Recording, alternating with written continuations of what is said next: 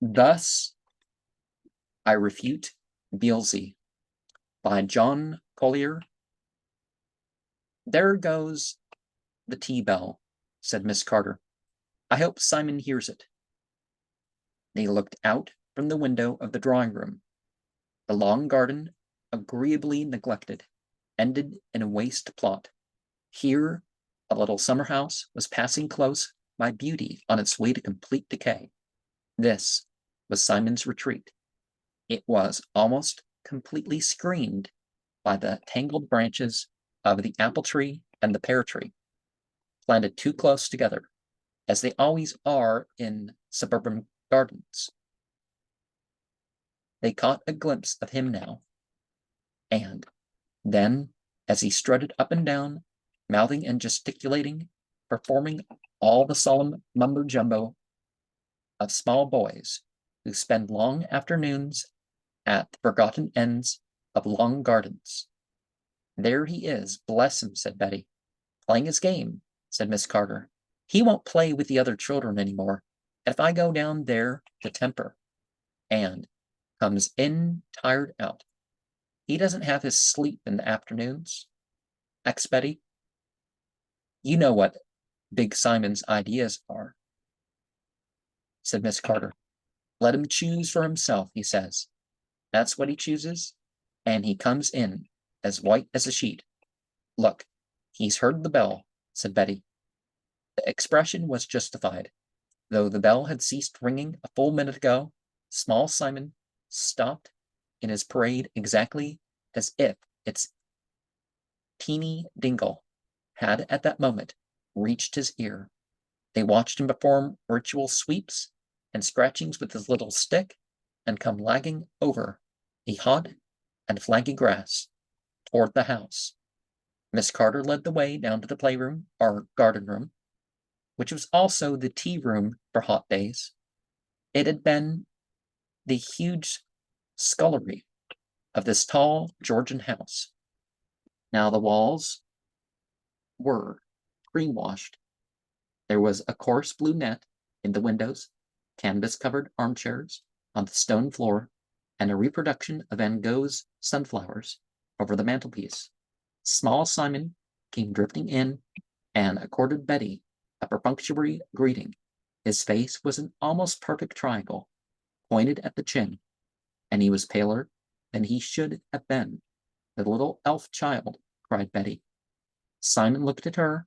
No, he said. At that moment the door opened, and Miss Carter came in, rubbing his hands. He was a dentist, and washed them before and after everything he did. You, said his wife, home already. Not unwelcome, I hope, said Mr. Carter, nodding to Betty. 2 people canceled their appointments. I decided to come home. I said, I hope. I am not unwelcome. Silly, said his wife. Of course not. Small Simon seemed doubtful, continued Mr. Carter. Small Simon, are you sorry to see me at tea with you? No, Daddy. No what? No, Big Simon. That's right. Big Simon and Small Simon. That sounds more like friends, doesn't it? At one time, little boys had to call their father sir if they forgot a good spanking. On the bottom, Small Simon. On the bottom, said Mr. Carter, washing his hands once more with his invisible soap and water. And some people expect certain titles and stuff to be added just to talk to them. And if you leave out the titles, there's even been people killed for. I was reading someone got killed because they left out. They didn't say sir or mister to a police officer, and the police officer hauled off and killed him. The little boy turned crimson with shame or rage. But now, you see, said Betty to help. You can call your father whatever you like. And what? Asked Mr. Carter. Has Small Simon been doing this afternoon, while Big Simon has been at work? Nothing, muttered his son. Then you have been bored, said Mr. Carter. Learn from experience, Small Simon. Tomorrow do something amusing, and you will not be bored. I want him to learn from experience, Betty. That is my way, the new way. I have learned said the boy, speaking like an old, tired man, as little boys so often do. It would hardly seem so, said Mr. Carter, if you sit on your behind all the afternoon doing nothing. Had my father caught me doing nothing, I should not have sat very comfortably. He played, said Mrs. Carter. A bit, said the boy, shifting on his chair. Too much, said Mrs. Carter. He comes in all nervy and dazed. He ought to have his rest. He is 6, said her husband. He is a reasonable being. He must choose for himself. But what gain is this, small Simon, that is worth getting nervy and dazed over? There are few games as good as all that. It's nothing, said the boy. Oh, come, said his father. We are friends, are we not? You can tell me. I was a small Simon once, just like you, and played the same games you play. Of course, there were no airplanes in those days. With whom do you play this fine game? Come on. We must all answer simple questions, or the world would never go round. With whom do you play? Mr. Beelzy, said the boy, unable to resist. Mr. Beelzy, said his father, raising eyebrows inquiringly at his wife. It's a game he makes up, she said. Not makes up, cried the boy. Oh. That is telling stories, said his mother, and rude as well. We had better talk of something different. No wonder he is rude, said Mr. Carter. If you say he tells lies, and then insist on changing the subject, he tells you his fantasy. You implant a guilt feeling. What can you expect? A defense mechanism. And then you get a real lie. Like in these 3, said Betty. Only different, of course. She was an unblushing little liar. I would have made her blush, said Mr. Carter, in the proper part of her anatomy. But small Simon is in the fantasy stage. Are you not, small Simon? You just making things up? No, I don't, said the boy. You do, said the father, and because you do, it is not too late to reason with you. There is no harm in a fantasy, old chap. There is no harm in a bit of make-believe. Only you have to know the difference between daydreams and real things, or your brain will never grow. It will never be the brain of a big Simon. So come on, let us hear about this, Mr. Beelzy of yours. Come on, what is he like?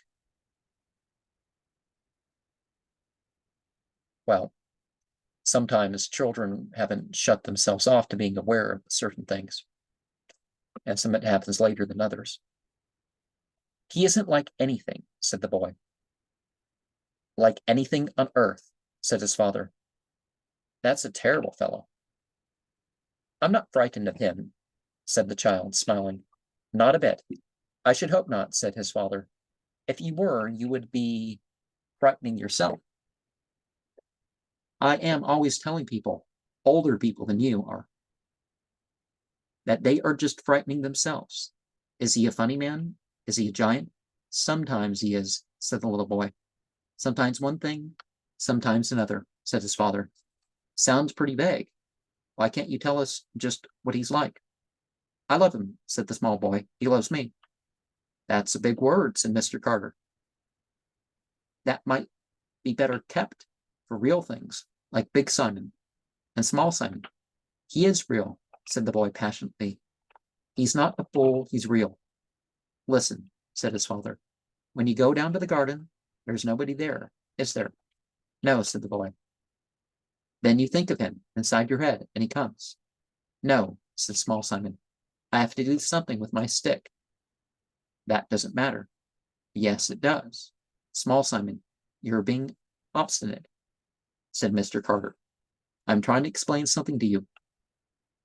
I've been longer in the world than you have, so naturally I am older and wiser. I am explaining that Mr. Beelzy is a fantasy of yours. Do you hear? Do you understand? Yes, Daddy. He is a game. He is a let's pretend. Well, some entities, in order to make themselves known and some other stuff, they just want you to obey them in something. The little boy looked down at his plate, smiling resignedly. I hope you're listening to me, said his father. All you have to do is say, I've been playing a game of let's pretend with someone I make up called Mr. Beelzy. Then no one will say you told lies, and you will know the difference between dreams and reality. Mr. Beelzy is a daydream. The little boy still stared at his plate. He is sometimes there and sometimes not there, pursued Mr. Carter. Sometimes he's like one thing, sometimes another. You can't really see him, not as you see me. I'm real. You can't touch him. You can touch me. I can touch you. Mr. Carter stretched out his big white dentist hand and took his little son by the shoulder. He stopped speaking for a moment and tightened his hand. The little boy sank his head still lower. Now you know the difference, said Mr. Carter, between a pretend and a real thing. You and I are one thing. He is another. Which is the pretend? Come on, answer me. Which is the pretend? Big Simon and Small Simon, said the little boy.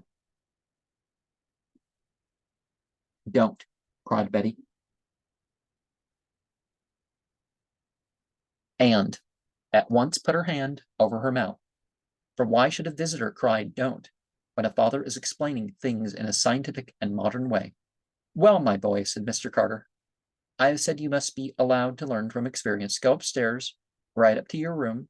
You shall learn whether it is better to reason or to be perverse and obstinate. Go up, I shall follow you. You are not going to beat the child, cried Mrs. Carter. No, said the little boy. Mr. Beelzy won't let him. Go on up with you, shouted his father. Small Simon stopped at the door. He said he wouldn't let anyone hurt me, he whimpered. He said he'd come like a lion with wings on and eat them up. You'll learn how real he is, shouted his father after him. If you can't learn it at one end, you shall learn it at the other. I'll have your breeches down. I shall finish my cup of tea first, however, he said to the two women. The thing about exposing people, yeah, I don't think that part of the whole thing is right. Neither of them spoke. Mr. Carter finished his tea and unhurriedly left the room, washing his hands with invisible soap and water. Miss Carter said nothing. Betty could think of nothing to say. She wanted to be talking. She was afraid of what they might hear. Suddenly it came. It seemed to tear the air apart. Good God, she cried.